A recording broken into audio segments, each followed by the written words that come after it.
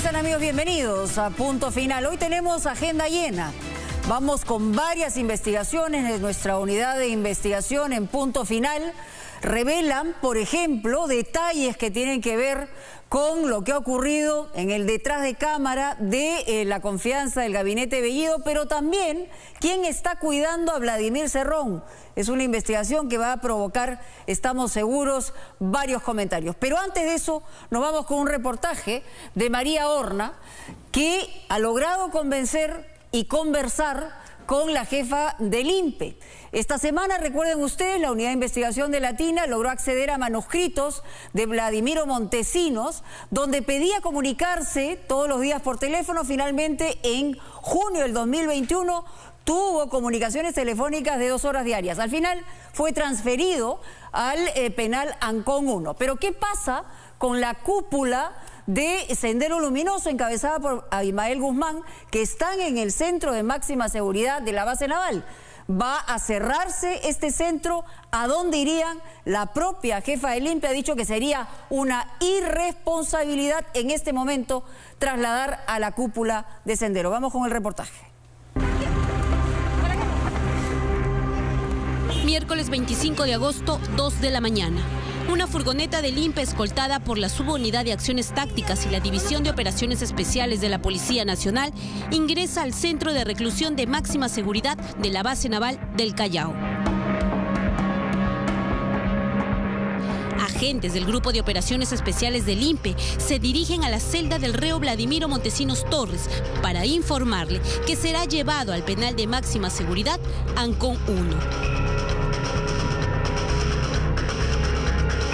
Después de que el presidente de la República, Pedro Castillo, confirmara el traslado de Montesinos, suscribió un decreto supremo estableciendo que los reos que cumplen condena en la base naval del Callao sean trasladados a centros de reclusión administrados por el INPE.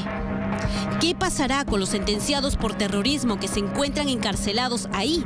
¿Qué pasará con el cabecilla de Sendero Luminoso, Abimael Guzmán Reynoso? Debido al perfil criminógeno que tienen estos internos que están en la base naval, se consideró que tenía que haber un penal especial para ellos, un penal o en un pabellón de extrema seguridad.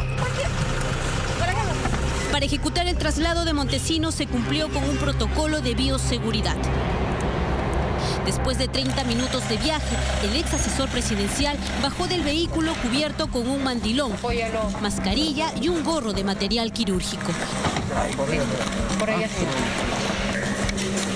Primero ingresó a la carceleta del penal de Ancón 2, donde fue evaluado por el Comité Médico del INPE. Su estado de salud como una persona adulta mayor, tiene 76 años. Sí, obviamente hay algunas situaciones que por, obviamente, reserva de su propia intimidad no voy a revelar, pero tiene algunas situaciones de salud propias de una persona de edad, pero en general es estable, ¿no? Escoltado por agentes del Grupo de Operaciones Especiales del INPE, Vladimiro Montesinos cruzó los anillos de seguridad y pasadizos del penal de máxima seguridad Ancón 1, su nuevo centro de reclusión.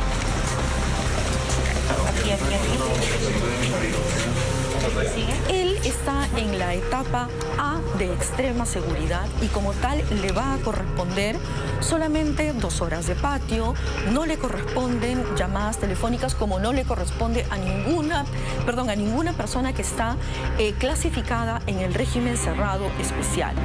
Le corresponde visitas solamente a través del locutorio, va a estar en una celda unipersonal, no está ni va a estar en contacto con otros internos. No por ahora, en este momento, él está solo en este momento, pero igual, aunque hubieran otros internos, él no va a coincidir en sus salidas de hora de patio con otros internos. Esta es la celda donde Vladimiro Montesinos cumplirá su condena. Un espacio de 3 por 3 metros donde se acondicionó una tarima de cemento para colocar un colchón, un lugar para escribir y colocar sus artículos personales, un lavadero y una letrina. Esta celda está ubicada en el área de máxima seguridad del penal Ancón 1. Ahora, Montesinos solo podrá comunicarse con sus abogados a través de estos locutorios. Previendo cualquier contingencia que se pudiera dar, lo que hemos hecho es disponer que para efectos de la seguridad de este interno, el personal a cargo sea el personal que es del Grupo de Operaciones Especiales. Adicionalmente también a todo lo que indico, lo que hemos hecho es poligrafiar al personal que va a estar a cargo de la custodia directa de este interno. Y ese personal que ha sido previamente seleccionado va a estar sujeto a evaluaciones continuas. ¿Por qué se ordenó que el interno Vladimiro Montesinos abandone su celda del centro de reclusión de la base naval del Callao? No puedo, conociendo lo que ha estado ocurriendo, permitir que hechos como este se vuelvan a dar. Y por esa razón se ha tomado la decisión de sacarlo de ese penal y ponerlo bajo la administración y custodia íntegra del Instituto Nacional Penitenciario.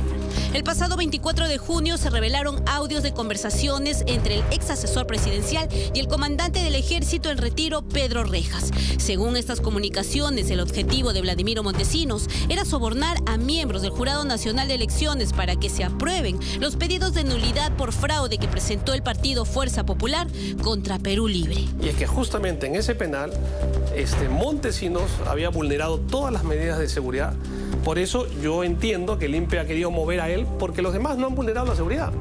Este escándalo reveló que Montesinos realizó 17 llamadas telefónicas entre el 2 y el 24 de junio del 2021, cuando según el reglamento del Centro de Reclusión de Máxima Seguridad de la Base Naval de la Marina, el interno solo tenía derecho a una comunicación por mes. La Unidad de Investigación de Latina accedió en exclusiva a los 12 manuscritos por los que el reo Vladimiro Montesinos Torres logró comunicarse 2 horas diarias con familiares, abogados y con su pareja sentimental. Los pedidos de comunicación telefónica del ex asesor presidencial iniciaron en el 2019, cuando presentó 2 manuscritos dirigidos al capitán de navío jefe del CEREC, Víctor Murguía. En este pedido del 10 de mayo pidió autorización para llamar por el Día de la Madre a su pareja sentimental. Este pedido le fue negado. El 17 de junio solicitó una llamada argumentando que su pareja sentimental no podía visitarlo por el Día del Padre, debido a que tenía a su madre enferma. En consecuencia, para mantener la estabilidad psicológica del recurrente, es necesario mínimamente poder comunicarme telefónicamente con mi pareja sentimental y conocer cuál es la situación en nuestro hogar. Este pedido también fue rechazado por las autoridades del CEREC. A diferencia del 2019, donde Montesinos usaba términos legales y solo pedía autorización de llamadas para fechas específicas, el 4 de abril del 2020 solicitó tener comunicaciones telefónicas diarias con sus familiares y con su pareja sentimental.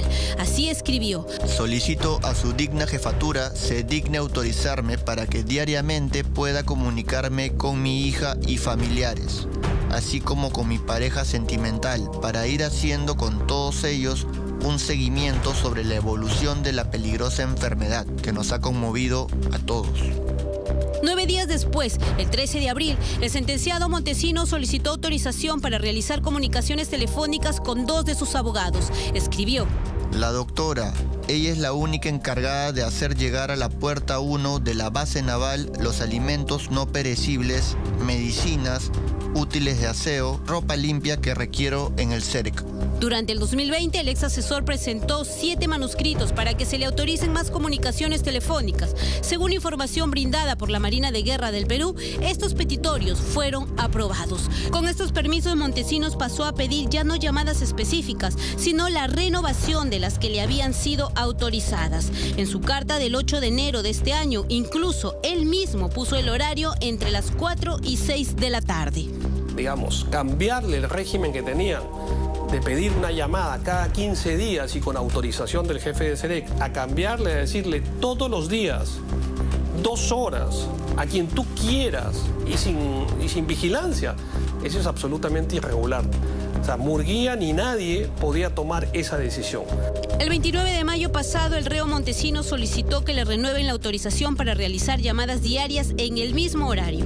Pese a ser un centro de reclusión de máxima seguridad, el jefe del CEREC le concedió este permiso. Entonces se le tiene que abrir un proceso penal a él y al capitán de navío Murguía y a todos los implicados, Y en el caso de Montesinos tiene que ser una pena mayor por reincidencia. Entonces, es altamente probable que Montesinos no salga en 2025, sino que va a tener que cumplir una pena mayor todavía por los delitos cometidos dentro del penal. A puertas de terminar el convenio que existe entre la Marina de Guerra y el INPE, que tiene vigencia hasta enero del próximo año, ¿qué pasará con los condenados por terrorismo, entre los que se encuentra Abimael Guzmán Reynoso, cabecilla de Sendero Luminoso? ¿Cuándo y a qué penal será trasladado Abimael Guzmán? En este momento no tenemos todas las condiciones adecuadas para trasladar a internos de un perfil criminógeno como los internos que están en la base naval. Desde diversos sectores se encendió también la polémica respecto a si estos traslados guardarían relación con la permanente demanda del Movadef para cerrar la base naval del Callao, donde se encuentran recluidos 5 cabecillas terroristas. En efecto, esto es un tema que ya viene desde hace varios años. En realidad, estamos hablando que ya desde el año 2014 se venía, inclusive antes, ya se venía conversando con la Marina y con las autoridades, obviamente, del INPE en retirar a estos internos y pasarlos a un nuevo penal. Se consideró que tenía que haber un penal especial para ellos, un penal o en un pabellón de extrema seguridad. Abimael Guzmán, el terrorista más sanguinario que asoló al país, es uno de los internos que se encuentra preso en la base naval del Callao. Después de un mes de conocerse que su salud se vio resquebrajada y que fue sacado de su celda para recibir atención médica, la presidenta del INPE nos habla de su estado actual. Está estable el interno, eso se dio ya hace aproximadamente un mes. Efectivamente, el jefe de la base naval me informó que estaba inapetente, estaba muy débil. Y por esa razón fue trasladado al hospital de la base naval del Callao. Tuvo la atención del MINSA, hubo un geriatra que estuvo pendiente de su salud. Se han tomado todas las medidas necesarias para garantizar que el interno tenga las mejores condiciones para evitar que empeore su salud. ¿Dónde se encuentra actualmente el cabecilla de Sendero Luminoso? Hoy día ya está estable, ya se le dio de alta al interno, del hospital de la base naval del Callao, y ya está, digamos, en el espacio, en el centro de reclusión, pero en un ambiente todavía separado que viene a ser como un tópico, ¿no? Aunque él ya reportó, según lo que me informó el jefe de la base naval, que ya se sentía bastante bien y que quería volver a su celda de siempre. Abimael Guzmán sufre de psoriasis y, según su informe médico, presenta problemas de equilibrio. ¿Será trasladado Abimael Guzmán a otra prisión? La idea es tener que por lo menos los penales de máxima seguridad estén dotados del personal adecuado para garantizar la seguridad. Y eso es algo que no tenemos. Tenemos una brecha en este momento de personal de seguridad entre 4.000 y 5.000 agentes. Entonces, eso es algo totalmente inmanejable y hasta sería irresponsable también continuar presionando más al sistema penitenciario cuando no tiene las condiciones adecuadas. Eso estoy hablando desde la perspectiva netamente técnica y operativa, que es la que me corresponde a mí como presidenta del INPE. ¿Y qué pasará con los demás presos que cumplen condena en la base naval del Callao, entre los que se encuentran Víctor Polay Campos, cabecilla del MRTA, los senderistas Usman Morote, Barrio Nuevo, Oscar Ramírez Durán, alias Feliciano, y Florindo Eleuterio Flores Ala, alias Artemio? ¿Cuándo serán trasladados? Si bien existe un convenio entre la Marina, el INPE, que ya está próximo a culminar, digamos, el periodo de vigencia está próximo a culminar, sin embargo, hay algo que nosotros no podemos desconocer como autoridades. Tenemos que garantizar que existan las condiciones adecuadas para brindar una seguridad óptima. Y en este momento, esa seguridad óptima está pensada en que tiene que darse necesariamente en este pabellón o en este penal que está en proceso de construcción. La presidenta del INPE, Susana Silva, se refiere a la construcción del Centro de Reclusión de Máxima Seguridad del INPE, a donde serán llevados a futuro los internos de la base naval del Callao. Se trata de un establecimiento penitenciario que tendrá capacidad para albergar a 24 internos y que estará ubicado en una de las alas dentro del perímetro del penal Ancón 1. Este penal está en este momento en estudio de preinversión, ya un 85%, y esperamos que esto se culmine este año, el estudio de preinversión, e inmediatamente se empiece con la construcción de ese penal de extrema seguridad. Este proyecto carcelario fue presentado durante la gestión del expresidente del INPE, José Luis Pérez Guadalupe, y su construcción, que demoraría un par de años, se estaría iniciando en los próximos meses. Comentarios, ¿no? Por un lado, el hecho de tener comunicaciones indiscriminadas, Vladimiro Montesinos le podrían costar 5 años más de cárcel. Él tiene ya 20 años de cárcel, ha sido trasladado a Ancón 1 y le faltarían 5 años para la sentencia que tuvo. Sin embargo, si le abren otro proceso, serían eventualmente 5 años más. Y por el otro lado, el tema del traslado de los terroristas de la cúpula de Sendero Luminoso debería ser cuando las condiciones estén dadas, como lo acaba de decir la jefa del INPE. No antes, porque evidentemente, y hay que decirlo nuevamente, aunque le moleste a algunos, es que el Movadef ha estado detrás del traslado de estos terroristas en más de una oportunidad. Es lo que ha pretendido. Así que esperemos que se haga con calma y en el momento adecuado. Y nos vamos a otro tema que ha sido evidentemente la noticia de la semana y tiene que ver con la confianza que ha obtenido con 74 votos a favor y 50 en contra, no hubo abstenciones, el gabinete Bellido. Sin embargo, 2 días antes hubo incluso un encontrón, lo ha confirmado el propio titular de Justicia en casa del ministro de Justicia, donde estuvo el presidente Castillo y estuvo Cerrón, un encontrón con Cerrón, es lo que han señalado. Y esto a propósito de eventualmente los cambios que se hablaban antes de la presentación del gabinete Bellido. Pero ¿qué cosa dijo Bellido en la presentación que hubo detrás? ¿Cuál fue la reacción y cuáles fueron los momentos más tensos? Tenemos el reportaje de Roberto Ramírez.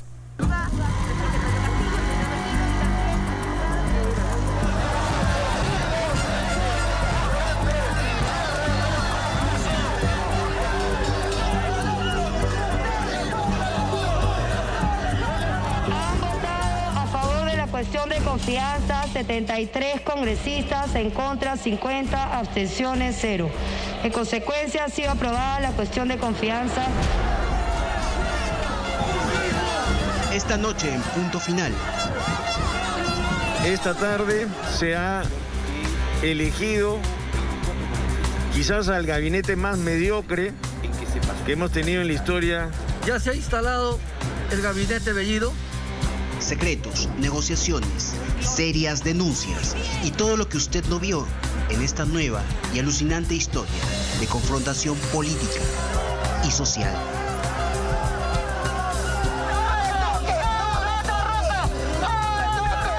Una historia de confianza y desconfianza, acomodos y reacomodos. Una historia que recién empieza. Vamos a seguir uno por uno. Sigue el ministro de Trabajo. Que si no nos dejan trabajar, haremos cuestión de confianza.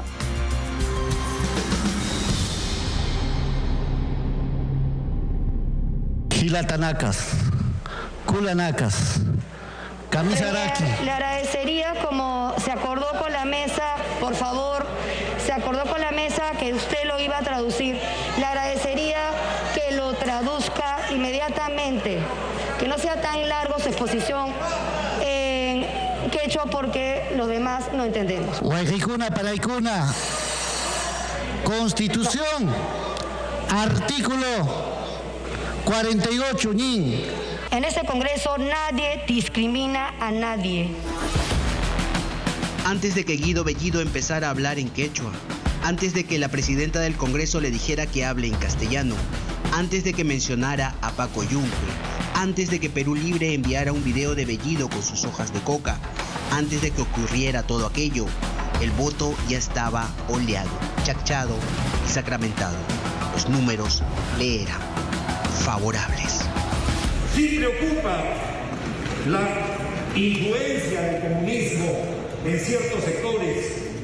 Es necesario que el presidente deslinde de este problema. César Acuña había hablado con los congresistas de la bancada Alianza para el Progreso para que se otorgue la confianza.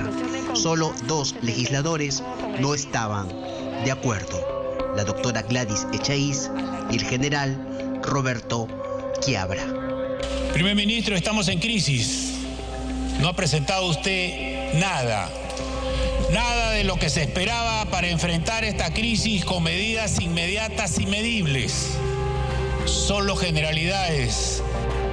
El resto de los congresistas de Alianza para el Progreso podían decir lo que se les antojara en el Pleno, pero a la hora de votar habría una consigna ya establecida. Una muestra de ello sería la disertación del vocero Eduardo Salguana. Improvisación e indecisión. Y mientras ello sucede, señora presidenta, los precios suben en los mercados. El dólar continúa al alza, se pierden empleos, se fugan los capitales y crece la pobreza. Con Acción Popular también hubo acuerdos previos entre emisarios, intermediarios y funcionarios. Las bancadas que votaron en contra fueron Fuerza Popular, Avanza País, Renovación Popular y el Partido Morado.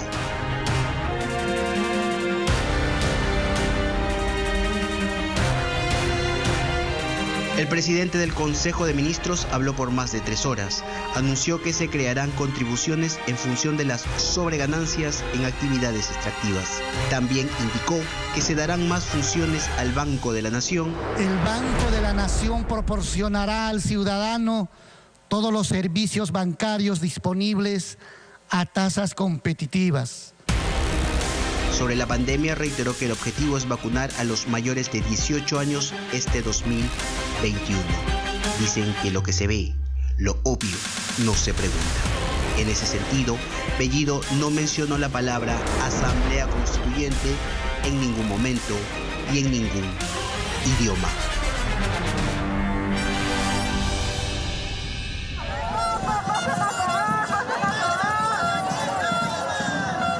Mientras Guido Bellido hacía uso de la palabra, afuera, la avenida Bancay se convertía en el epicentro de todas las confrontaciones.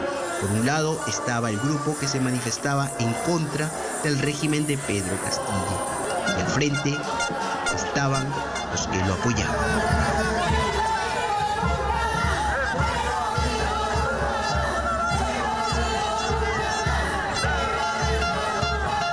Entre los grupos progobiernistas vimos un cartel de la FENATE Perú, federación fundada por Pedro Castillo. Y también vimos a un grupo de colectiveros informales que de pronto se subieron al coche del gabinete Bellido. La congresista de Perú Libre, Katy Ugarte, abandonó el hemiciclo, cruzó la pista y se reunió con ellos.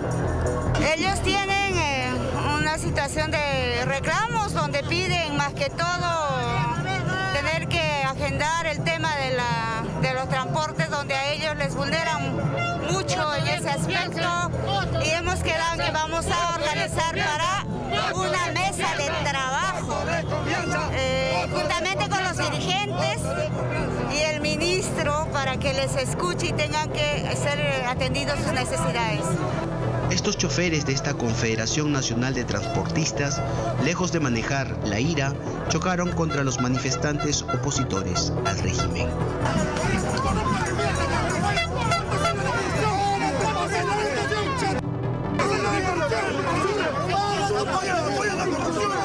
Finalmente apareció la policía. No hubo papeletas, pero sí Pinochito.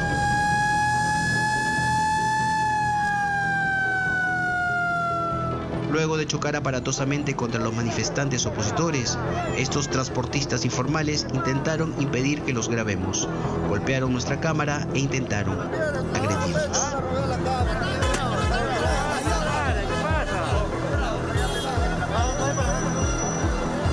¿Cuántas papeletas sin pagar habrá solo en este grupo? Con ellos se reunirá próximamente el ministro de Transportes.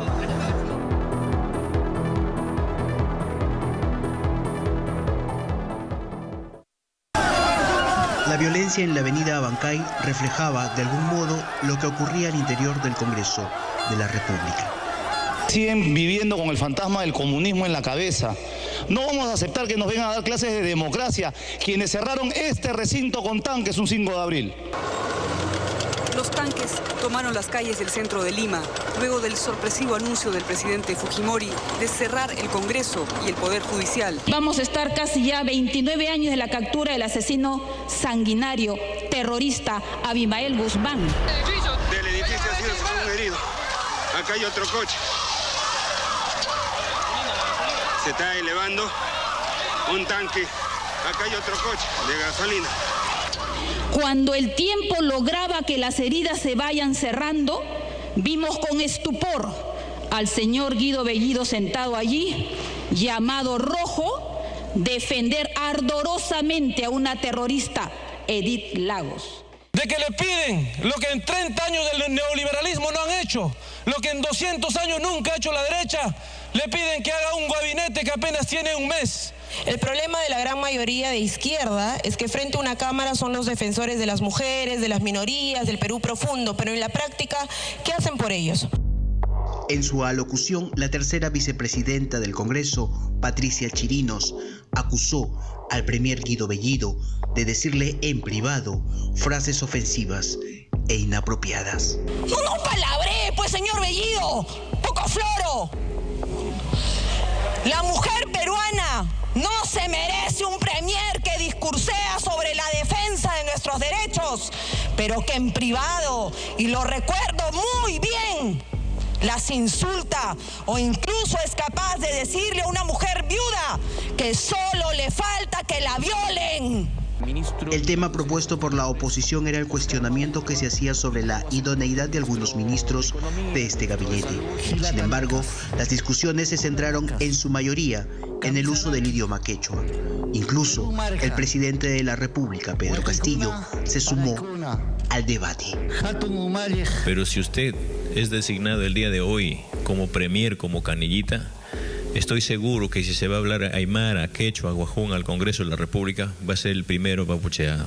Pero en el Parlamento los intercambios verbales conllevaban en algunos casos mensajes ideológicos y en otros ciertas remembranzas musicales.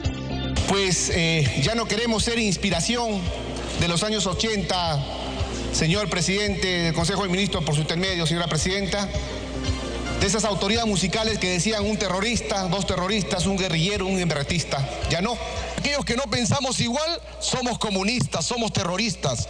Marx es el padre del comunismo.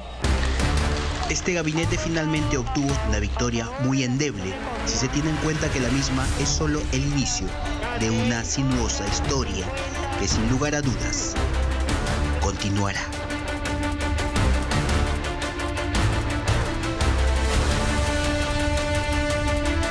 Seguir uno por uno, sigue el ministro de Trabajo. Que si no nos dejan trabajar, haremos cuestión de confianza.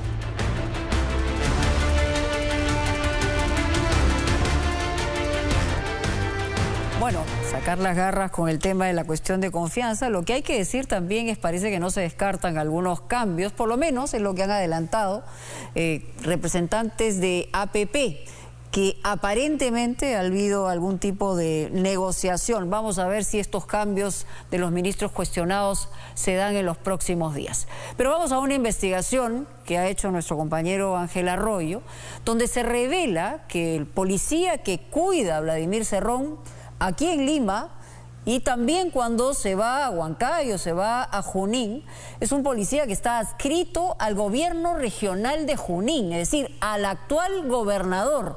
¿Qué hace cuidándolo? Hay una explicación que dar, pero adicionalmente a eso, utiliza un automóvil, un carro que está a nombre de los padres de este agente de policía.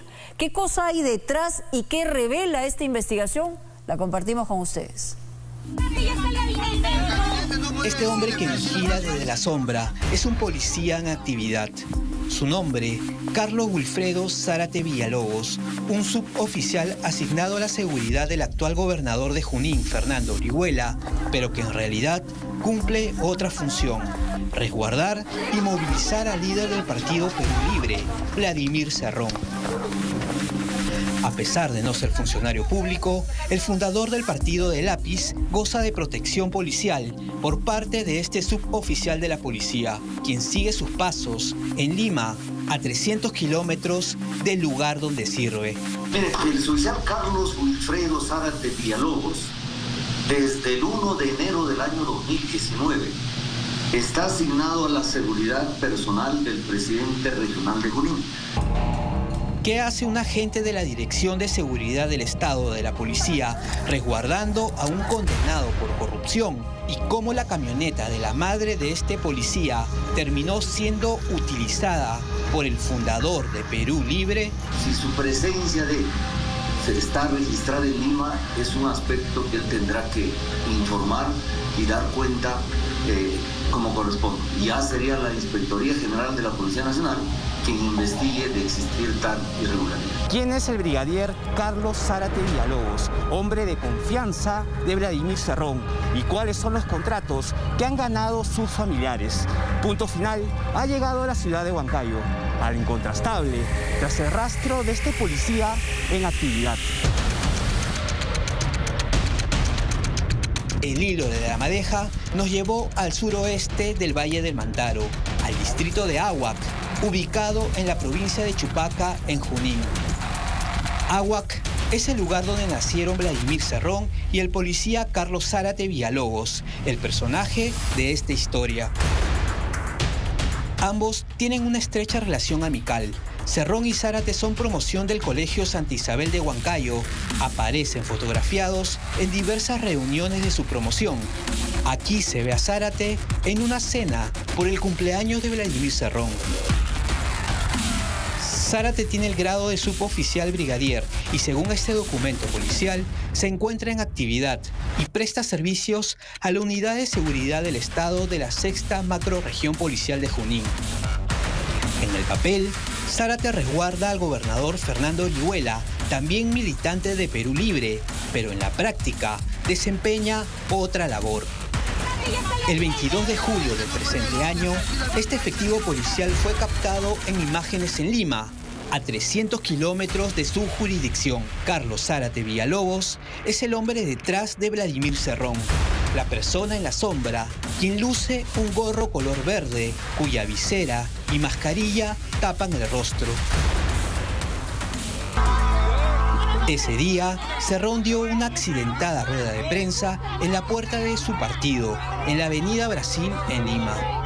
Aquí se observa al suboficial Zárate dentro del local, cuidando las espaldas del fundador del partido oficialista. Y en esta toma, con su teléfono celular en la mano. Con la misma gorra verde y peculiar forma de cubrirse el rostro, la misma persona, el suboficial Zárate, aparece en estas imágenes del 26 de julio último en el Centro de Convenciones de Lima, en San Borja, acompañando nuevamente a Vladimir Cerrón. Su imagen quedó registrada por nuestra cámara en contados segundos. Cerrón y Zárate ingresaron juntos al lugar donde en aquel momento se reunían los equipos de transferencia del gobierno saliente y del gobierno de Pedro Castillo. No puede ser, por ejemplo, que un policía que debe estar sirviendo al país, sirviendo al pueblo, a la sociedad, sea utilizado como guardaespaldas de una persona particular, de un ciudadano particular. Si es que algún funcionario desvía o permite que algún recurso o algún efecto, como dice el Código Penal, del Estado sea utilizado para un fin particular, podría cometer el delito de peculado y eventualmente también podría hablarse de la configuración de un delito de malversación. ¿Por qué esta persona, el señor Zárate, cumple funciones acá en Lima resguardando al señor Vladimir Cerrón? Él está asignado a la seguridad personal del actual gobernador regional, el doctor Fernando Orihuela Rojas. El señor Vladimir Cerrón no tiene derecho al resguardo policial. Él trabaja bajo la modalidad del servicio 1 por 1. Un día trabaja, un día descansa. El día de su franco ya no tenemos un control, digamos, minucioso de qué actividades se dedican nuestros suboficiales. El jefe policial de Junín habla del día de Franco, del brigadier Zárate, pero... En general es bien extraño de que una persona, viendo las distancias de Huancayo a Lima, que son cerca de 8 horas, en su día de Franco venga a Lima, y al día siguiente, ¿cómo justifica su llegada, su presencia? Sí, son 8 horas, 16 horas de viaje nada más. Y si hay esos registros y de haber estas situaciones que él habría abandonado nuestra jurisdicción sin conocimiento de su comando, de su jefe de unidad, del nuestro, ya tendremos que hacer la investigación porque nuestro régimen disciplinario es muy preciso en esta situación. Más aún si estarían realizando una actividad no autorizada por la Policía Nacional. Nos dijo que cada policía de seguridad del Estado firma un registro diario al ingresar a su servicio. Se comprometió a enviarnos el registro del suboficial Zárate, pero hasta el cierre de esta edición no lo hizo. Cualquier incumplimiento a estas directivas ya será la Inspectoría General de la Policía Nacional quien investigue a fin de establecer, de ser el caso, alguna responsabilidad en el referido suboficial. El aludido, Carlos Zárate Villalobos, dijo lo siguiente antes de cortarnos la llamada. ¿Aló? ¿Aló, brigadier Zárate? Sí. ¿Cómo está, brigadier? Le saluda Ángel Arroyo, periodista del programa Punto Final de Lima. Hemos llegado a que usted ha estado acá en Lima, en la ciudad de Lima, brindando resguardo al señor Vladimir Cerrón. Ajá, ¿quién dice? Yo tengo acá trabajo en Huancayo. Acá puede ver las revelaciones. Bueno, pero yo no puedo dar declaraciones, pide por intermedio de la policía. Señor Zárate, lo hemos visto acá en Lima brindando seguridad al señor Cerrón cuando usted está asignado en el gobierno regional de Junín. No, mentira, nunca, mentira. Ya, hasta luego. ¿Dónde cumple funciones usted, señor? El 9 de diciembre del año pasado, Zárate registra una llamada telefónica con Arturo Cárdenas, investigado por los dinámicos del centro. Aquí, el llamado Pinturita le dice, ¿ha venido entonces el camarada Vladi? A lo que el suboficial responde, sí, he venido con él. Existen también otros nexos entre Cerrón y el policía Carlos Zárate. Esta camioneta Ford, donde se moviliza el fundador de Perú Libre, es propiedad nada menos que de los padres del suboficial Zárate, los esposos Óscar Zárate Palomino y Gregoria Aide Villalobos Cerrón. Señor Cerrón, ¿por qué se ha mantenido oculto todo este tiempo de la segunda vuelta? ¿Por qué ha preferido el silencio? No, yo he estado en Lima, he estado encargado de la campaña. Vladimir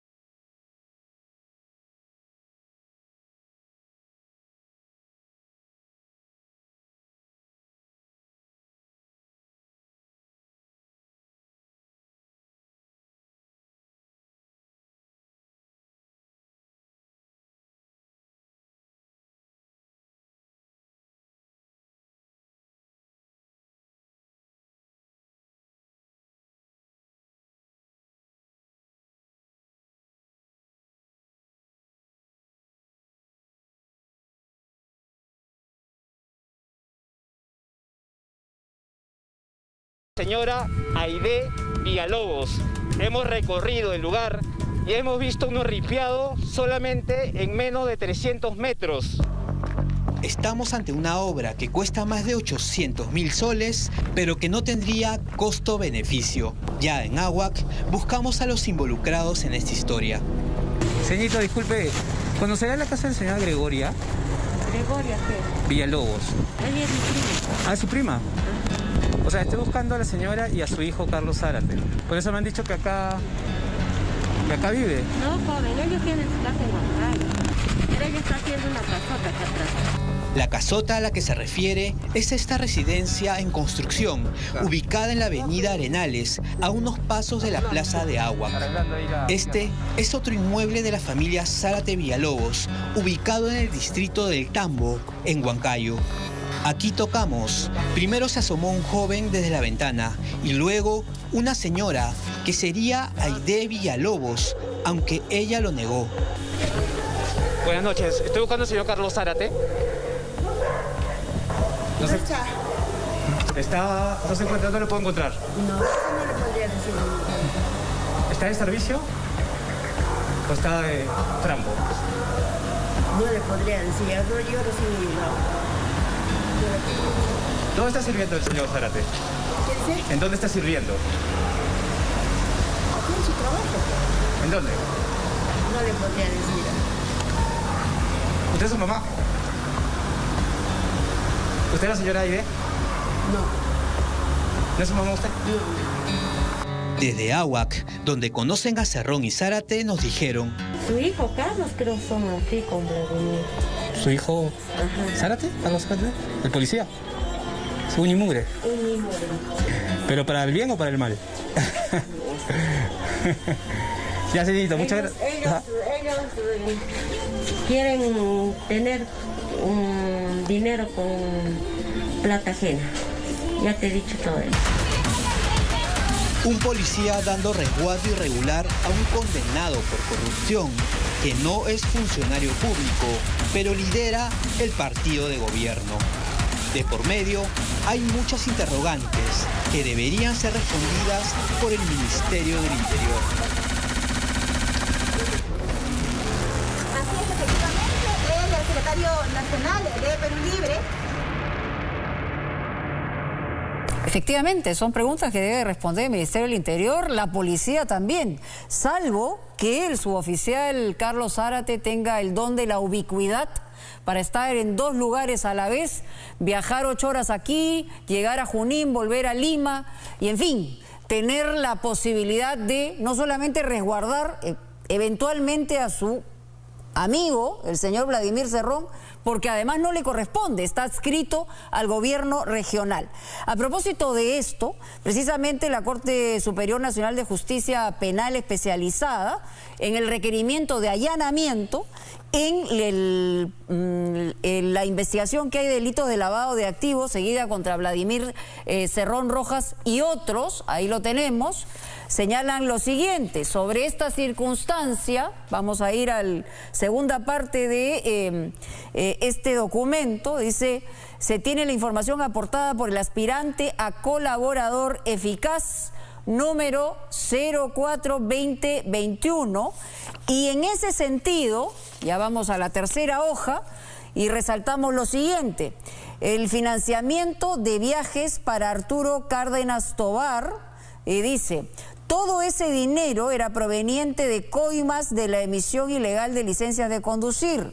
Respecto al financiamiento de los viajes de Vladimir Cerrón Rojas, es del dinero proveniente de aportes obligatorios del personal que labora en las diferentes entidades públicas, y quien lo moviliza, atención, es Carlos Zárate, que es seguridad del gobierno regional de Junín, ello financiado por el gobierno regional de Junín. ¿Qué cosa dice este documento? Confirma, evidentemente, lo que ha revelado nuestro compañero de Punto Final en la investigación, Ángel Arroyo. Y precisamente ayer, a propósito de la disposición del juez, en tempranas horas, en Lima y en Junín, paralelamente, la Fiscalía y la Policía Nacional, ahí lo vemos, allanaron 7 propiedades que están vinculadas al fundador, líder de Perú Libre, Vladimir Cerrón, y en ellas se han incautado, entendemos, CPUs de computadoras, documentación contable importante, va a ser procesada por el equipo del fiscal Richard Rojas en las investigaciones que se siguen contra precisamente Cerrón y otros 20 investigados presuntamente vinculados a Perú Libre, y también por la comisión de delito de lavado de activos en el marco de una organización criminal en agravio del Estado. Esa es la información. Y a propósito de toda esta investigación Quien está también en la coordinación de la investigación es el doctor Rafael Vela, que nos dijo hace minutos lo siguiente. Información evidentemente nos genera varios signos de interrogación, porque es una persona que no debería estar al mando de la seguridad, una persona que está sentenciada, como el caso de Vladimir Cerrón, y más bien está adjunta al gobierno regional. ¿Qué le sugiere esto? Mire, nos sugiere de que la conquista del gobierno local o regional es precisamente una forma mediante la cual también se iban a generar actos de corrupción que generarían dinero ilícito para luego financiar las campañas, como eventualmente se puede sugerir que un servidor público que depende del gobierno regional pueda prestar este tipo de servicios, que efectivamente se ha trasladado parte de esa información del caso Dinámicos del Centro. Hay efectivamente un colaborador. Lo que presume la Fiscalía es que, digamos, el líder de esta organización de lavado de activos sería Vladimir Cerrón. En realidad sí, porque él estaría en la cúspide de la estructura de organización criminal, naturalmente dentro de lo que es la investigación preliminar, que es una investigación que está progresando, es decir, que está siendo bastante dinámica en el sentido de la información que se va incorporando. De hecho, nosotros hemos tenido un avance significativo porque la fiscal Bautista venía investigando la actividad criminal previa, que normalmente tiene que ser también objeto de investigación, pero en este caso hay un aceleramiento de esas condiciones producto de que la fiscal Bautista desde el año 2019 ha incorporado valiosa información. Los indicios, para terminar, los indicios que tenemos hasta hoy son contundentes. Lo son porque además han sido materia ya de una decisión judicial. Es decir, no es solamente la hipótesis inicial de investigación del Ministerio Público, sino ya aquí estamos ante la supervigilancia del Poder Judicial, es decir, de una decisión judicial que ha concedido una serie de medidas que buscan precisamente profundizar las investigaciones.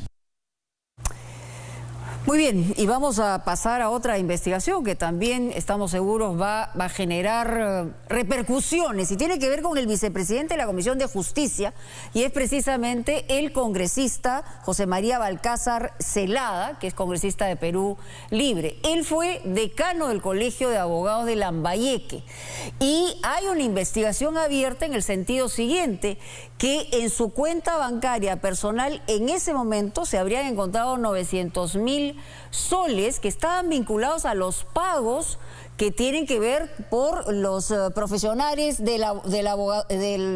como abogados, es decir, la colegiatura. ¿Qué hacía este dinero en una cuenta personal? Vamos con el reportaje de Beto Villar. Buenos días, congresista. José María Balcázar Zelada carga sobre su espalda una pesada mochila del pasado. El congresista de Perú Libre enfrenta hoy una investigación del Ministerio Público por el delito de apropiación ilícita. Pero parece que frente a nuestra cámara no tiene muchas ganas de hablar. Si me va a entrevistar sobre la labor parlamentaria, encantado. Pero podemos hablar sobre la denuncia que tiene usted en Fiscalía. Ya no te he contestado, que eso no tiene sentido. Esta noche en Punto Final descubriremos la denuncia contra este padre de la patria, nacido en Cajamarca hace 78 años y a quien acusan de haberse apropiado de más de 900.000 soles cuando fue decano del Colegio de Abogados de Lambayeque.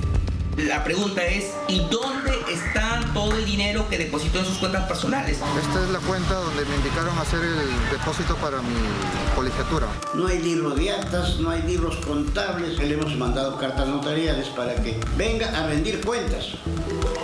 Pero no lo quiere hacer, no lo hace. Señor congresista electo, José María Balcázar Zelada, ¿jura usted por Dios y por la patria cumplir fielmente sus deberes y obras?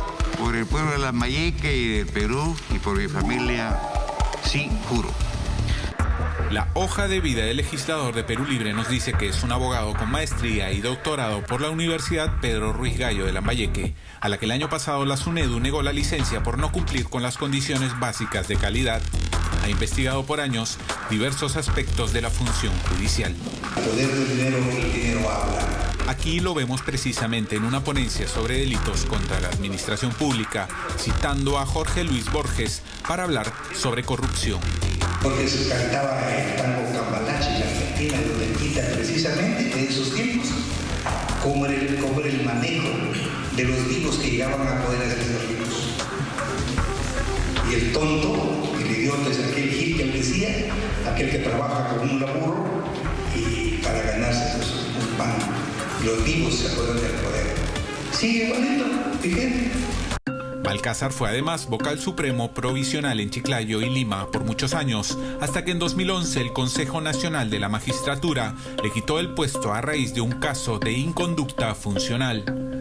Pese a ello, en 2019 ganó las elecciones y se convirtió en decano del ilustre Colegio de Abogados de Lambayeque. A su lado iba Yuri Díaz, su vicedecano y quien hoy lo acusa. Al poco tiempo de la gestión nos dimos cuenta de lo que el comportamiento del doctor Balcázar, y al tercer o cuarto mes, si no me equivoco, ya le habíamos cruzado algunas cartas respecto a los malos manejos que llevaba en el colegio. Díaz se refiere puntualmente al presunto manejo irregular de los fondos de la institución provenientes de diversas actividades. Él hablaba mis diplomados y que nadie se meta con los diplomados. Y en forma muy arbitraria, el trato demasiado desigual y con sus frases de siempre, aquí mando yo soy el que, digamos, el dueño del circo. El Colegio de Abogados tiene sus propias instituciones de control. Pero además espérese. El viernes, cuando lo entrevistamos, Balcázar Celada hizo gala de su poca paciencia y, no cabe duda, alta autoestima. Parecía querer ser el único dueño de la palabra. Yo soy un hombre culto, no se enfrente usted haciendo más, pues. Enfrentándome aquí al congresista. Usted es su persecución. Tengo un cargo altamente político, usted no me entrevista sobre eso. Lo cierto es que en junio del 2019, el congresista del Partido del Lápiz fue denunciado ante el Ministerio Público por el delito de fraude en la administración de personas jurídicas en agravio del Colegio de Abogados que presidía. Ello, según denuncia Díaz, pues Balcázar no ingresaba el dinero que se obtenía por los diplomados a las cuentas de la institución. Empezó a asumir una postura, una posición sin consultar al Consejo Directivo. Por esa razón, el Consejo Directivo se fraccionó y acciones legales permitieron que Balcázar Celada pasara a dirigir la institución solo. Allí habrían empezado los problemas. Punto Final tuvo acceso a mucha información clave sobre el manejo del hoy legislador cuando presidió el Colegio de Abogados de Lambayeque.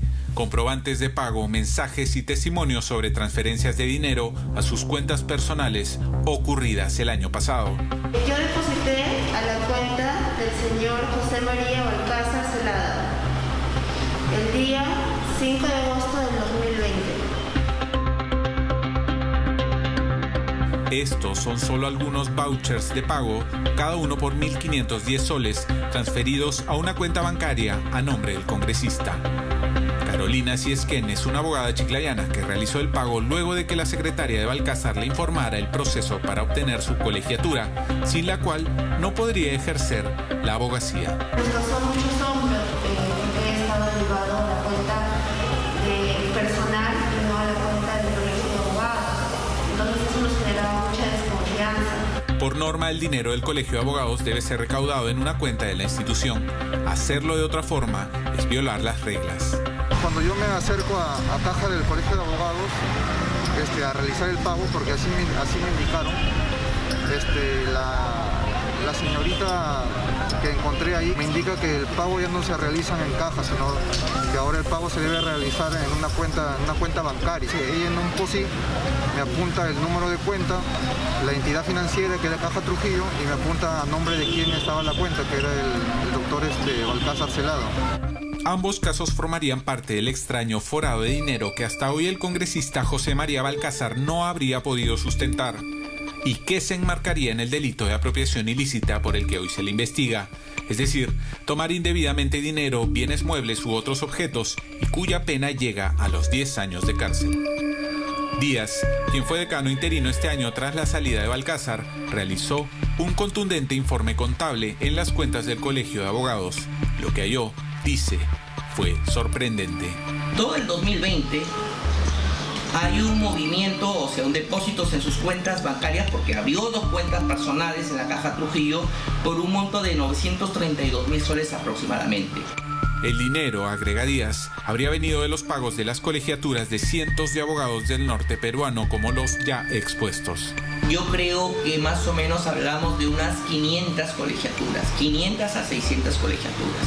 Multiplicamos ese monto por los 1.510 soles, arroja más o menos la cantidad que se ha mencionado, ¿no? Los 900 y pico de soles. En su defensa, el congresista afirma que debido al conflicto con su ex junta directiva, halló un camino para administrar los ingresos del colegio de abogados. Abrimos una cuenta autorizada por mi junta directiva nueva en una caja de ahorro de Trujillo. ¿A su nombre? Claro, porque no podía otra forma de hacerlo. Entonces, ¿ese dinero usted lo ha devuelto, señor? Claro, lo hemos gastado en el colegio de abogados durante 2 años. ¿En qué se gastó? De todo, planillas, de todos los pagos de impuestos, todo lo que hemos pagado. ¿Usted no tiene... Está acreditado eso? Sin embargo, esto no sería del todo cierto. Hasta la fecha, ni al fiscal ni al que habla, en condición de decano, al consejo directivo que yo presido, no se apersona a dar cuenta, ¿no? Y eso realmente llama la atención, mucho más si es padre de la patria y es un abogado ya de prestigio, ha sido ex vocal supremo.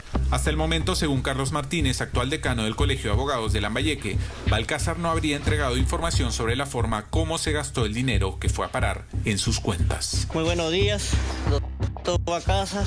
¿Cómo está, señor Oda? Buenos días. Buenos días, doctor. Estamos preocupados porque estamos tratando de comunicarnos con usted, con el señor Odar también. Ya somos los trabajadores del ICAL, señor. En este video, grabado por ex trabajadores despedidos del Colegio de Abogados de Lambayeque, vemos al hoy congresista con una chequera en la mano. Usted es la cabeza de la institución, del ICAL. Ahí tiene la chequera, doctor, usted ahí en el bolsillo, en su bolsillo derecho, izquierdo de su camisa. Los cuestionamientos sobre su gestión, que acabó a fines de diciembre pasado, en plena campaña electoral, no cesan. Mientras tanto, el actual decano Martínez solo quiere una cosa. Es invitarlo para que rinda cuentas y si, lógicamente, lo ha invertido como debe ser, con la documentación pertinente, pues ahí quedará. Lo está invitando usted para que le explique por qué... Que le explique es otra cosa, pero yo no tengo ninguna obligación de explicarle. Primero tiene que explicarme él cómo es que ingresó de decano. Nos fue imposible preguntarle por qué el año pasado cambió el estatuto de la institución y permitió que cualquier decano, incluido él, abriese cuentas de ahorro en entidades financieras, cuando esto antes no se podía. Es una simplemente denuncia investigatoria, no confunde usted la denuncia con la acusación. Está en la fiscalía. ¿Eso qué importa? ¿Ya? Hasta luego. Tampoco nos ofreció documentos que probaran el uso correcto del dinero que recaudó en sus cuentas, que es, por cierto, el principal objetivo de la investigación fiscal. El plazo del caso, que adecuó la primera denuncia por fraude, estaría próximo a vencer. José María Balcázar Celada es vicepresidente de la Comisión de Justicia del Congreso. Esperamos que predique con el ejemplo.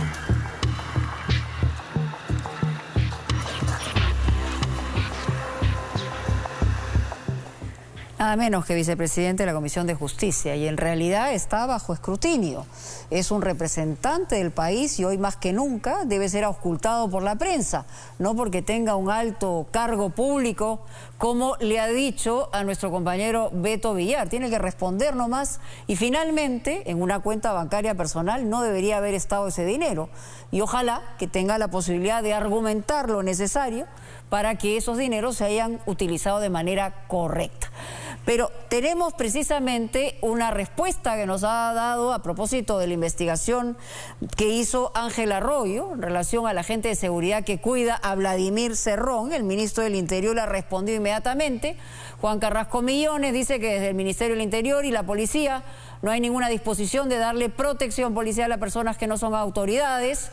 He ordenado que se realicen inmediatamente las investigaciones para sancionar severamente a los responsables que infringen las normas y directivas de la Policía Nacional. A propósito del brigadier Zárate, que como hemos visto y ha sido demostrado, además está sostenido también en la propia investigación, funge de agente de seguridad del señor Vladimir Cerrón cuando está adscrito a la gobernación de Junín, al señor Orihuela. Nos vamos ahora de inmediato a una entrevista que vamos a tener en vivo con Jorge González Izquierdo a propósito de los temas económicos planteados el jueves por el presidente del Consejo de Ministros al pedir el voto de investidura. ¿Cómo está, Jorge? Muy buenas noches. Mónica, muy buenas noches, muchas gracias por la invitación. Solamente en titulares, ha hablado el ministro Bellido de impulsar una nueva reforma del sistema de pensiones, elevar la presión tributaria, generar 90.000 empleos temporales, gas y petróleo, ¿no? Que debe el Estado tener una mayor participación, lo ha dicho, el Banco de la Nación, que debe tener servicios competitivos como la banca privada, en fin. La segunda reforma agraria, básicamente son titulares que nos ha sostenido el ministro Bellido y que impactan económicamente. ¿Cómo ha visto usted estos anuncios?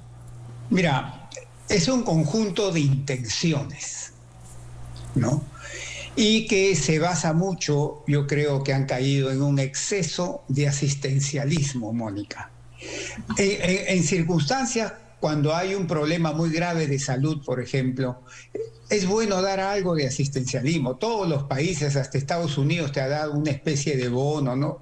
Pero una cosa es eso y otra cosa es para un país de las características del Perú caer en un exceso de asistencialismo. Y yo noto en el discurso del señor Bellido ante el Congreso que primero, intenciones, ¿no? Y segundo, un exceso de asistencialismo, con lo cual tú no resuelves los problemas fundamentales que está viviendo hoy día la población, ¿no? Por ejemplo, asistencialismo, ya hablamos de los bonos que se habían anunciado con anterioridad, pero también se habla del trabajo temporal y se habla también de plantear el incremento del ingreso mínimo vital, que eso evidentemente para las empresas más pequeñas va a generarles una carga mayor y probablemente más difícil mantener a un grupo de trabajadores, ¿no? Sí, mira, el mismo ministro de Economía, Mónica, ha cuantificado lo prometido por el señor Bellido en su presentación. ¿Y sabes en cuánto lo ha cuantificado? De acá hasta diciembre del próximo año, de aquí hasta diciembre del próximo año, en casi 19.000 millones de soles. Para que la gente se dé cuenta de la magnitud, es 2 puntos, casi 3%, 3 puntos porcentuales del PBI peruano. Entonces 2.7 para ser más exactos. Entonces eso es un porcentaje que, digamos, pesa en la economía, ¿no? Pero, y va a pesar. ¿qué tendría que ocurrir? Porque, es decir, hablan de impuestos a sobreganancias, han señalado también bajo titular que le están cobrando, digamos, a las empresas deudoras, que de ahí va a salir, digamos, el cuero para las correas. ¿Esto es posible? Mira, están recibiendo dos, digamos, dos afluencias de ingresos, ¿no?, que normalmente no se darían. ¿Y sabes de dónde vienen? De dos fuentes. ¿Cuáles? Primero, que el precio de las materias primas pues está muy alto y de ahí aumentan su recaudación tributaria. Metales, cobre sobre todo. Cobre sobre todo. Y segundo, de que hay empresas mineras que han comenzado a pagar su deuda tributaria y estamos hablando ahí de varios miles de millones. En las escasas empresas que han pagado hasta el día de hoy, creo que son 2 o 3, no recuerdo bien, ya estás hablando de casi 5.000 millones de soles. O sea, con eso te alcanzaría para financiar el bono, este bono de 35 soles. Y si hay más empresas que sigan pagando, entonces obviamente eso no estaba en el radar de nadie. Entonces eso es un aumento en recaudación que ellos lo van a usar. Pero ¿sabe lo que pasa, Mónica? Que deben de tener mucho cuidado, porque estos son ingresos transitorios, porque el precio del cobre, por ejemplo, no se va a mantener por mucho tiempo ahí. Prontamente va a comenzar a descender, y esto que pagan las empresas mineras es un pago de una vez por todas. ¿Qué hacen? ¿Y sabes cuál es el peligro? Que con esa plata transitoria quieran financiar gastos permanentes. Entonces ahí viene el problema. Y justamente hay ahí un ejemplo. Se ha hablado de contratar a 80.000 docentes y entiendo que en los últimos 5 años se han contratado a 30.000, es decir, hablar de contratar 3 veces más, también eso implicaría ese gasto permanente del cual usted está hablando. Ese es un gasto permanente, un aumento en el gasto permanente que sería muy, muy, muy riesgoso, ¿no? digamos, no recomendable en absoluto que lo vayan a financiar con ingresos transitorios.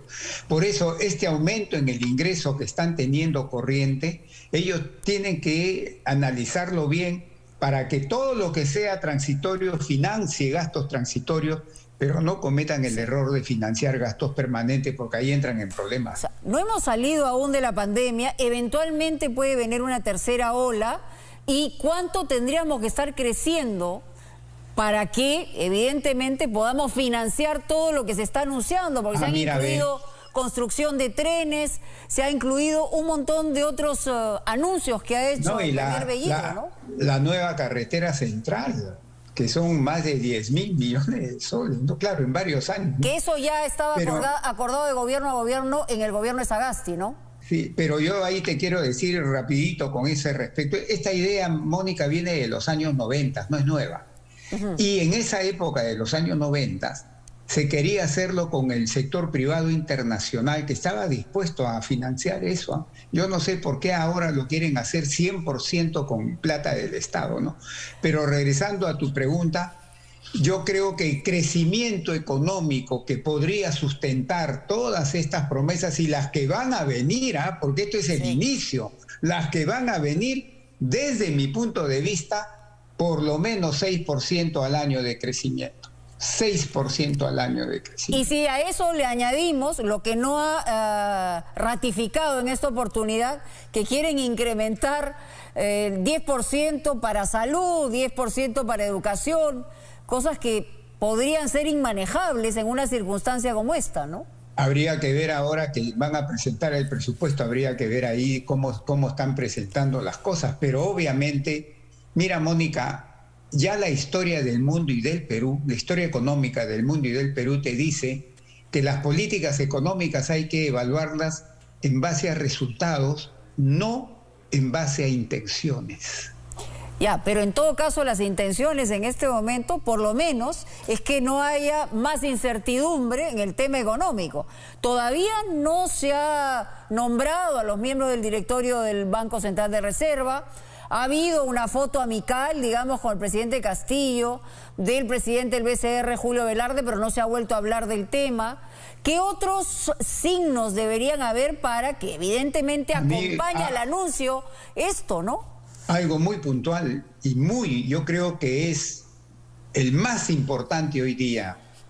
Más importante que se quede el señor presidente del Banco Central o lo que diga el señor ministro de Economía, mucho más importante que todo eso es esto. Yo dije, cuando escuché el discurso del señor Bellido, dije, caramba, qué bien que no haya tocado el tema de la Asamblea Constituyente. Pero al día siguiente o a los 2 días lo tocó otra vez. Entonces, eso que haya vuelto a tocar, borró con la mano derecha lo que había hecho con su mano izquierda en el momento del discurso, que no le había dado mayor importancia a la Asamblea Constituyente, pero luego en un discurso que daba, habló sobre otra vez de cambiar la Constitución, etc. Entonces, eso es, no te imaginas lo fundamental que es eso, Mónica, para calmar o empeorar la incertidumbre vía las expectativas de los agentes. Bueno, hay quienes dicen que no habló del tema en el recinto del Congreso por estrategia política, digamos, pero veíamos en la Plaza San Martín que los representantes de Perú Libre estaban recabando firmas eventualmente para un referéndum, porque además ahí hay pues una dicotomía de lenguaje en relación a la Asamblea Constituyente. El tema que ha señalado, por ejemplo, el tema de las MIPES. Entiendo que durante la pandemia, de 6 millones que teníamos hemos bajado a 3 millones. Se ha retrocedido 17 años en el tema del manejo de las MIPES. Esa es una situación preocupante, muy preocupante para el pequeño empresario, ¿no? Sumamente preocupante, porque el grueso del empleo, Mónica, se da en la micro y pequeña empresa, en mucha mayor medida, en menor medida en la mediana y también una parte importante de la gran empresa. Entonces, que la micro y pequeña empresa, obviamente que hoy día y sobre todo en los sectores de servicios y dentro del sector servicios, sobre todo en turismo, ha estado demasiado golpeada. Y ahí hay que llegarle fundamentalmente con 3 políticas, Mónica. Financiamiento para solucionarle su problema de liquidez, políticas destinadas a solucionarle los problemas de solvencia para evitar que quiebren, y políticas para reestructurar su deuda, que les va a ayudar muchísimo. Y a propósito de deudas, en el caso de reestructurar, repotenciar, hacerlo competitivo al Banco de la Nación en relación a la banca privada, ¿esto es una buena idea? Es decir, ¿cómo se va a respaldar los créditos que eventualmente pueda dar el Banco de la Nación? Ahí también, Mónica, una vez más, no están claros, lanzan mensajes contradictorios. Mira, cuando el señor presidente de la República, el señor Castillo, porque él también ya lo ha dicho, y el señor Bellido en segundo lugar, hablan del Banco de la Nación, dicen lo que tú acabas muy bien de decir, sí, que tienen que salir para hacerle competencia a la banca monopolista, esta banca abusiva. Pero luego sale el señor ministro de Economía y dice que solo el Banco de la Nación actuaría en los lugares en que no hay representación de la banca privada, o que haya pues una representación mínima, ahí actuaría el Banco de la Nación, o sea, ahí estaría actuando en una posición de supletoria, digamos, subsidiaria, ¿no? Pero otro mensaje es el que manda el presidente de la República y el señor Bellido, que te dicen de que no deben salir a competirle a los bancos privados abusivos, que son monopolistas, oligopolistas, cartelizados, en fin. Entonces son 2 mensajes que dan otra vez, te llevan a la confusión. ¿En qué quedan? Esos 2 mensajes son en varios temas. Por ejemplo, el tema gas y petróleo. Digamos, el Estado debe participar más, dice, pero también en la campaña se habló de nacionalización. O sea, ¿de qué estamos hablando ahora? Pero, Mónica, ahora aún así que han tirado marcha atrás, aún así es peligrosísimo lo que han anunciado, porque dice que Petroperú la quieren hacer una empresa vertical. ¿Qué quiere decir? Que haga explotación y comercialización de combustible. Mira, Petroperú ahora financieramente está así con los gastos y el endeudamiento que ha tenido que hacer por la nueva planta que está haciendo en Tadara. Y todo el mundo sabe, los que conocen el tema, que en exploración es riesgosísimo, porque de cada 10, 15 o 20 pozos que tú perforas, sí, no encuentras petróleo y por ahí sale uno. Y cada perforación te cuesta pues 30, 40, 50 millones de dólares. Imagínate, si lo vas a obligar a Petroperú a hacer eso, ¿de dónde va a sacar los recursos? Entonces, incluso esta nueva propuesta es peligrosísima. Para finalizar, ¿de dónde van a salir los empleos? Se habla de empleo temporal, hacer pistas, hacer veredas, pero digamos, eso no nos va a generar la economía que necesitamos. No. Mira, Mónica, según el INEI, en el último reporte que ha salido, a julio de este año, comparando un año móvil, ¿no?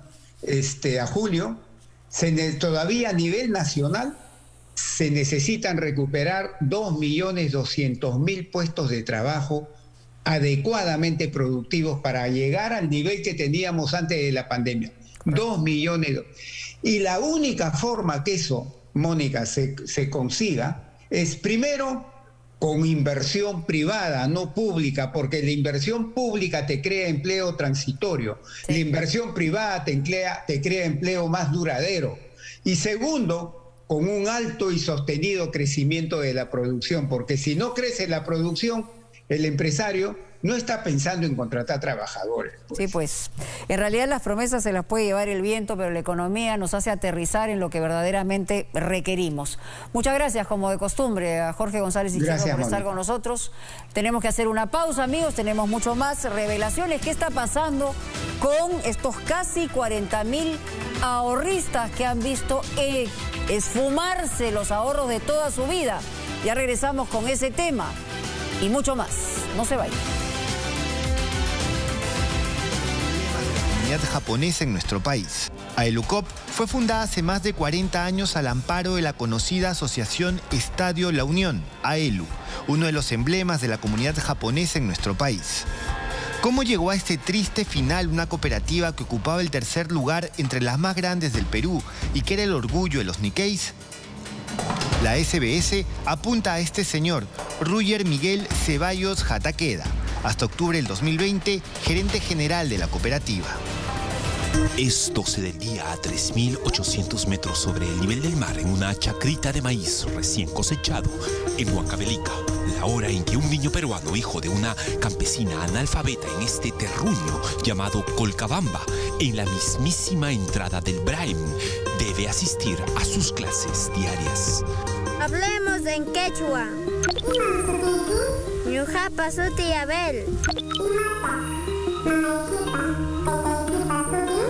Papayni para Raúl, mamayni para Bert.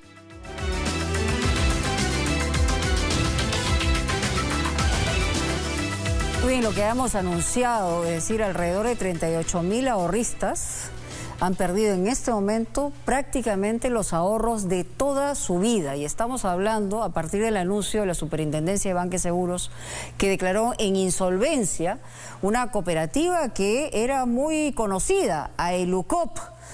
Y lo que ha ocurrido es que aparentemente habría forados de 400 millones de soles. ¿Quién es el responsable de esto?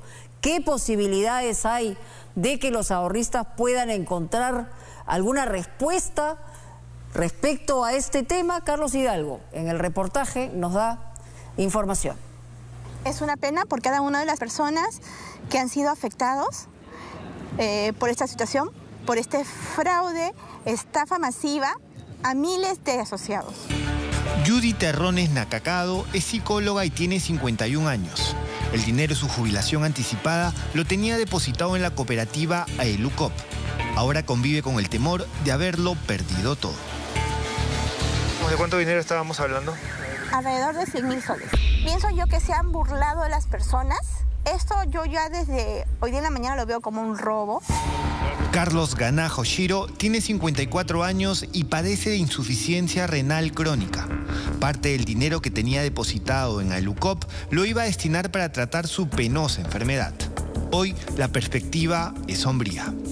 Esos ahorros eran para solventar mi movilidad para venir a mis sesiones diálisis acá en Huacho, porque yo soy de Huaral. Un sobrante o la mayor parte era para un futuro trasplante de riñón, ¿no?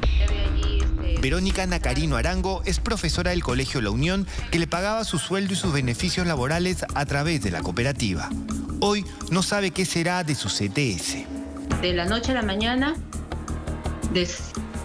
no había dinero, nuestro dinero todo desapareció, ¿no? Y nosotros nos hemos visto afectados porque están allí todos nuestros años de trabajo, más de 10 años de trabajo.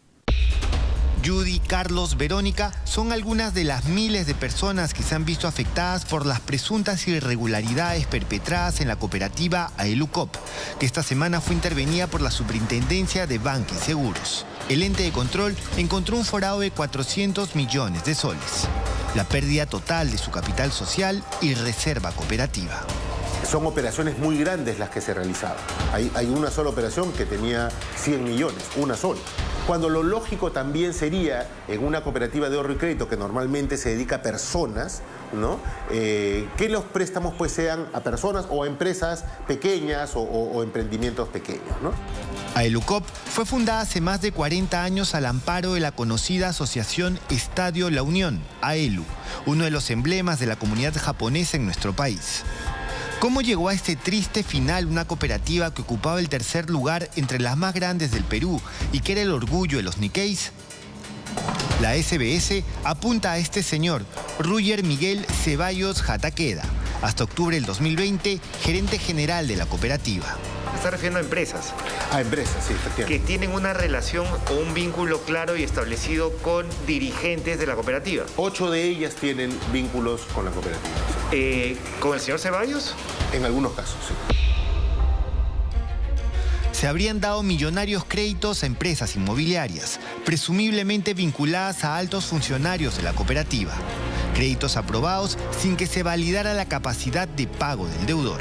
Se simularon además la cancelación de estas deudas, falsificando la calidad crediticia y en algunos casos puntuales se habría levantado las garantías y suspendido las acciones de cobranza. Eran operaciones que aparentemente eran saludables, que habían venido pagándose regularmente y en realidad lo que se había hecho se había ocultado la realidad. Estas operaciones no se pagaban. Disculpe, buenas tardes. Con el señor Miguel Ceballos, por favor. Buscamos al ex gerente general Roger Miguel Ceballos Jataqueda en la dirección que consignó en su DNI. No lo ubicamos, pero su abogado Luis Castillo nos dijo lo siguiente. Nosotros a la fecha no tenemos copia de la denuncia ni se ha abierto investigación de manera formal ante la Fiscalía. Sin embargo, lo único que podemos decir ahora, que todavía no podemos estructurar una defensa de manera correcta u organizada, es que este caso se tiene que resolver a partir de determinar las competencias y funciones, porque tiene que tener en cuenta que se trataba de una cooperativa y que no pueden responsabilizar solo por el hecho de que exista aparentemente indebido manejo al gerente general. Se tiene que establecer cuáles fueron las competencias de los otros funcionarios. Los supuestos malos manejos habrían traducido en la falta de liquidez de la cooperativa, que a pesar de los números en rojo seguía recibiendo dinero de sus asociados. Es el caso de Judy Terrones, que en mayo, cuando la SBS ya le había pedido a Elucop un plan integral de fortalecimiento patrimonial, depositó 100.000 soles correspondientes a su jubilación anticipada. De inmediato quiso disponer de 30.000 en efectivo, pero le dijeron que no los podía sacar. Cuando pedí hacer el retiro, me dijo, solamente le puedo dar 1.000 soles, pero quiero retirar 30.000. Me dijo, no, tiene que programarlo. Me dieron más o menos de 5 o 6 fechas, con cada fecha donde se iba a retirar 8.000, 7.500, 7.500, 3.000, 4.000, del cual no se cumplió ninguna de las fechas en su totalidad. Llegaba y me decía, no hay los 8.000, ¿le puedo dar 3.000? Y así sucesivamente todas las fechas. Lo que inicialmente comenzó como una anécdota, rápidamente se volvió costumbre. Las colas para retirar dinero de la cooperativa no se hicieron esperar. Comenzaban en la madrugada y se extendían hasta la noche. Y el ahorrista nunca podía sacar la totalidad del dinero que pretendía. Todos los días yo y mi esposa sacábamos 500 soles, 200 dólares, 500 soles, 200 dólares, 500 soles. Beto Mena, psicólogo y para mayores señas, guitarrista fundador de la recordada agrupación Los Paquines, tenía poco más de 10.000 dólares en su cuenta en Elucop. Ha logrado recuperar una parte, a cuentagotas y a costa de largas colas y horas interminables. Después de la tercera semana, cuando llegamos, un montón de gente, la rutina de siempre, ya solamente daban 100 dólares. Ya no 200, porque ¿sabe qué? Todos lo están retirando y no hay plata en la cooperativa. Mucha gente que tiene 70, 80 años, 90 años en silla de ruedas a recuperar su dinero, no a mendigarlo. Toda su vida está ahí en la cooperativa. Carlos Ganaja Oshiro, de 54 años, tiene una historia particular. 3 veces por semana viaja desde Huaral a Huacho para dializarse. Tenía los ahorros de más de 20 años de trabajo depositados en Elucop. Nos pidió que no reveláramos la cantidad, pero con ese dinero no solo iba a pagar la universidad de sus hijas, sino también un probable trasplante de riñón. Solamente me daban diario 100 soles, 300 soles, o 100 dólares, ¿no? Depende de la cantidad de gente que había, depende de la cantidad de dinero que tenían en ese momento, ¿no? Lo cual significa que no me están dando ni el 1%, o me han dado el 1% de mis ahorros, ¿no? Un malestar común atraviesa todas estas historias y está referido al papel de la SBS en las acciones contra Elucop. Si ya la SBS sabía de ello, ¿por qué no fiscalizó mejor? Y si los nuevos directivos también sabían, ¿por qué siguió permitiendo que se siga captando depósitos? Es importante mencionar que la superintendencia supervisa, no gestiona. Quien gestiona la institución es la administración, que además es importante mencionar que en el caso de las cooperativas de ahorro y crédito ha sido nombrada por los propios socios, por los propios depositantes. Los dueños de la cooperativa son los socios.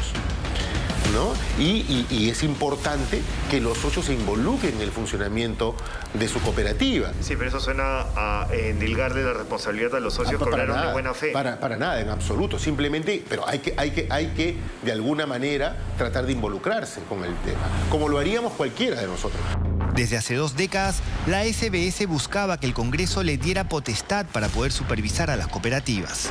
Esto recién se consiguió en el 2019, precisamente para evitar casos como el de ELUCOP. Actualmente existen 428 cooperativas operando en el país. Las colas suspendidas en el tiempo, el malestar, la indignación y el temor. Los socios ahora quieren su dinero. La SBS logró inmovilizar los 24 millones de soles que se encontraban disponibles en el ELUCOP al momento de la intervención. A partir del 8 de septiembre se iniciaría la devolución de parte de los dineros que tenían 34.000 de los 38.000 asociados que formaban parte de esta cooperativa. Las restricciones que nosotros impusimos en algún momento nos están permitiendo que ahora que tenemos el control podamos devolver hasta 3.000 soles a todos los socios ahorristas. Con 3.000 soles, ¿no?, el 75% de los socios, alrededor de 24.000 de esos socios, van a recuperar todos sus ahorros a partir del 8 de septiembre. Y la liquidación de los activos que tenga la cooperativa van a servir para que aquellos que no han recuperado puedan ir paulatinamente recuperando parte de sus ahorros, ¿no? La Federación Nacional de Cooperativas de Ahorro y Crédito, FENACREP, ha afirmado que lo de ELUCOP es un caso aislado. Las autoridades deben terminar por configurar el complejo rompecabezas de esta historia de malversación financiera. Y todos debemos estar más pendientes de la entidad en la que no solo depositamos nuestro dinero, sino también nuestra confianza.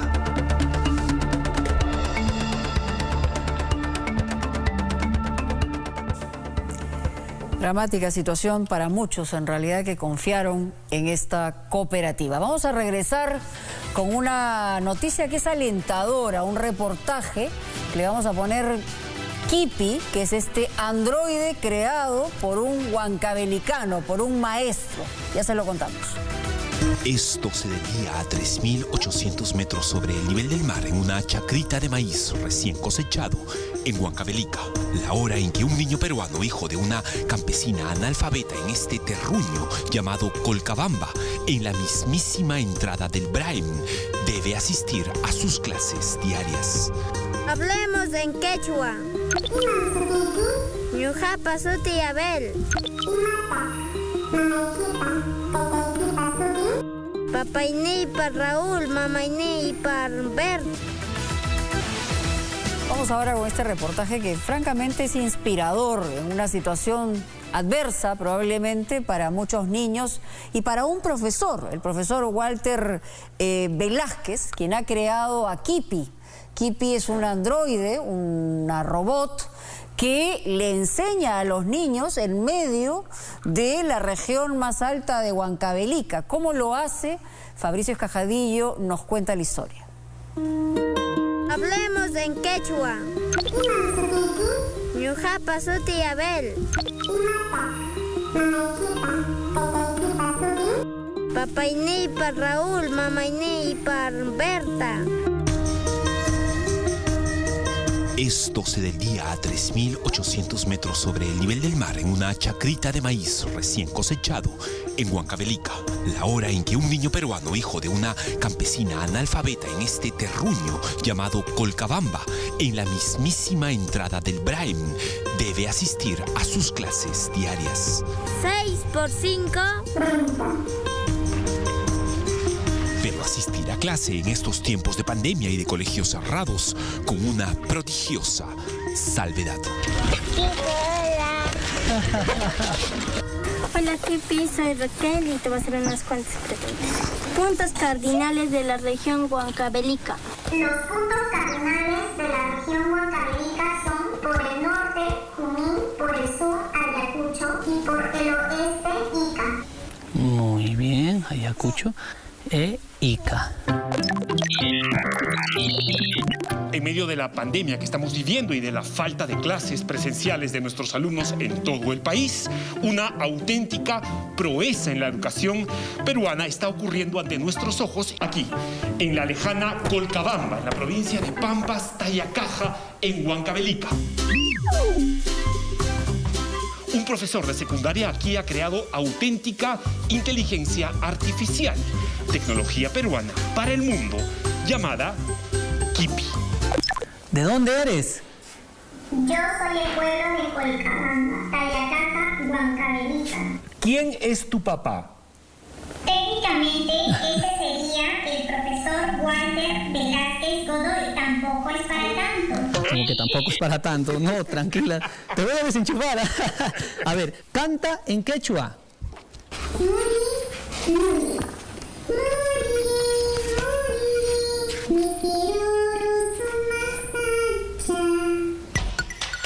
Walter Velázquez Godoy tiene 33 años, es soltero, solo estudió para ser técnico en computación, pero la vida lo convirtió en profesor de matemáticas para niños de primaria y de ciencias y tecnología para adolescentes de cuarto y quinto de secundaria. Sin embargo, con su edad y con su profesión, este huancavelicano genial ha logrado 4 cosas sorprendentes. Hola, te está saludando. Hola, Kipi, dile. Hola, Kipi. Hola, Kipi.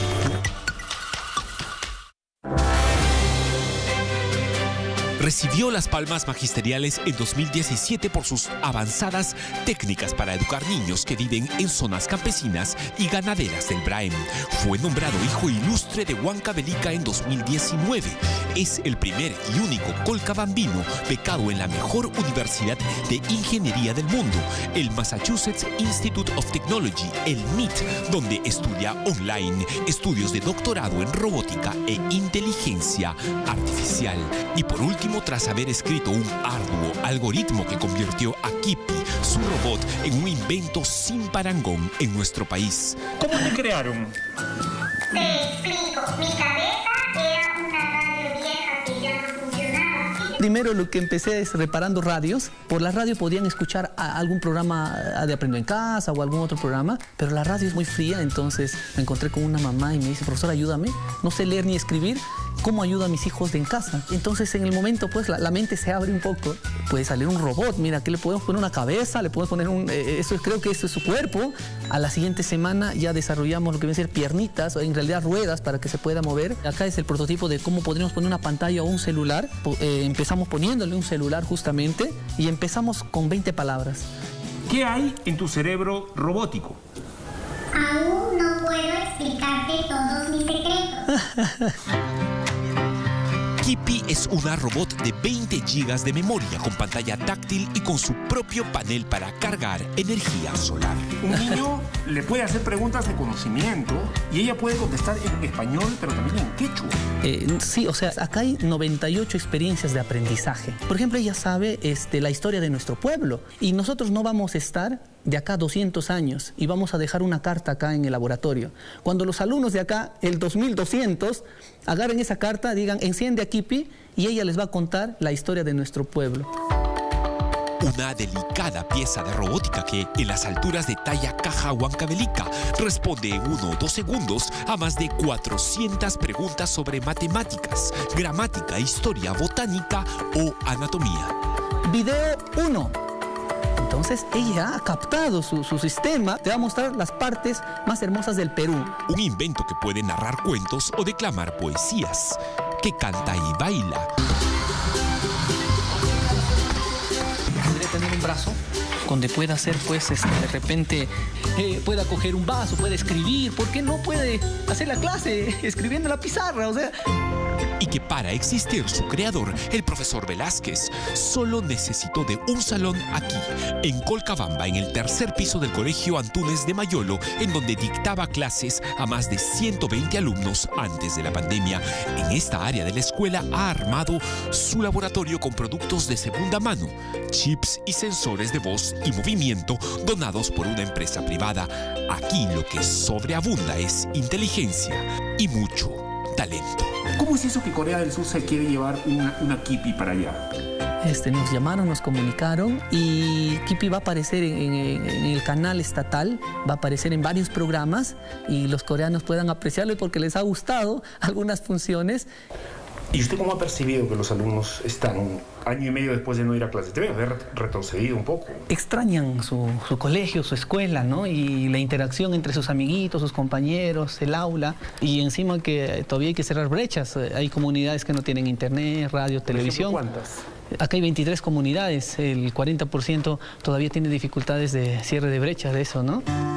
La situación educativa en Huancavelica es grave. Según el Instituto de Estadística e Informática, INEI, la población en esta región es de casi 500.000 habitantes, de los cuales por lo menos el 15% son analfabetos y apenas el 11% de alumnos de las zonas rurales tienen acceso a Internet.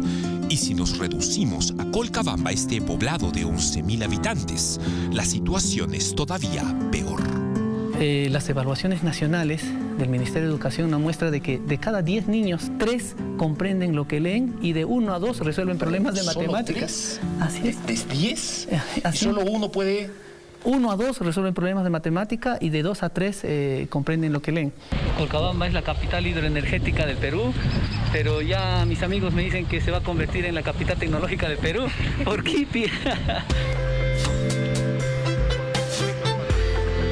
Este hombre forma parte del apenas 3% de colcabambinos afortunados que, según INEI, han podido terminar una carrera de educación superior. ¿Cómo está? Buenas tardes, buenas.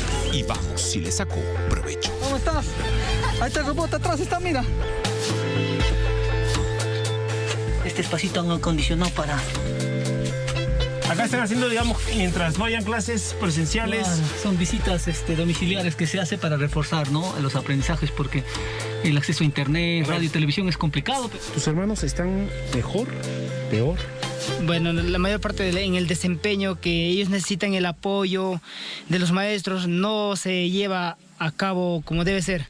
Una educación virtual no es igual. Yo quisiera que vuelvan a la clase. ¿Por qué?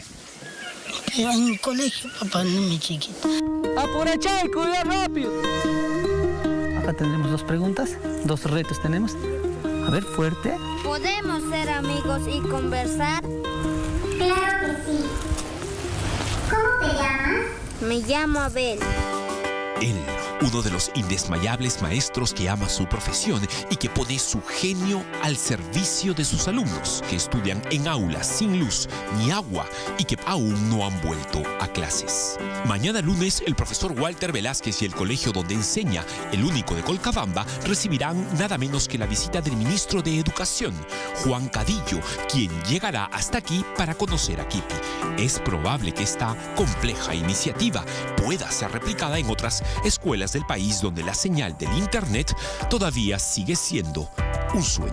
Los robots nunca van a reemplazar a los profesores, pero pueden ser una buena herramienta para mejorar el aprendizaje. Nosotros no podemos mostrar imágenes en 3D de nuestro cuerpo, no podemos mostrar videos, pero ellas sí.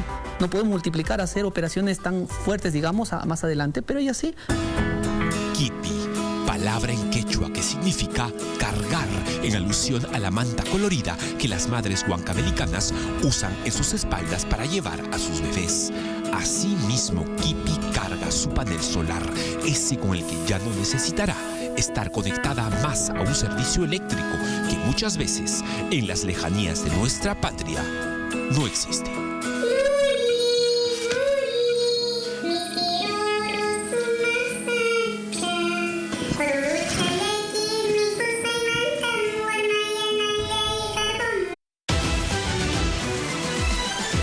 Poner punto final, vamos a ver qué trae esta noche en Sin Medias Tintas Cristian Hutbalker. ¿Cómo estás, Cristian? Muy buenas noches. Mónica, ¿cómo estás? Muy buenas noches, efectivamente. Cuéntame. No, vamos a ver un poco, a conocer, se ha creado como un círculo también de ciudadanos cajamarquinos, que es como el círculo moqueguano, ¿no? Esta muralla moqueguana que acompañó a Martín Vizcarra, así que ahora los vamos a conocer respecto a la gente que está alrededor de Pedro Castillo. Por supuesto, círculo chotano. El círculo chotano, efectivamente. Eso. No todos son de Chota, hay muchos de Tacabamba, pero Cajamarca creo que se impone. Muy bien, te dejamos entonces, nosotros ponemos punto final y adelante con ustedes.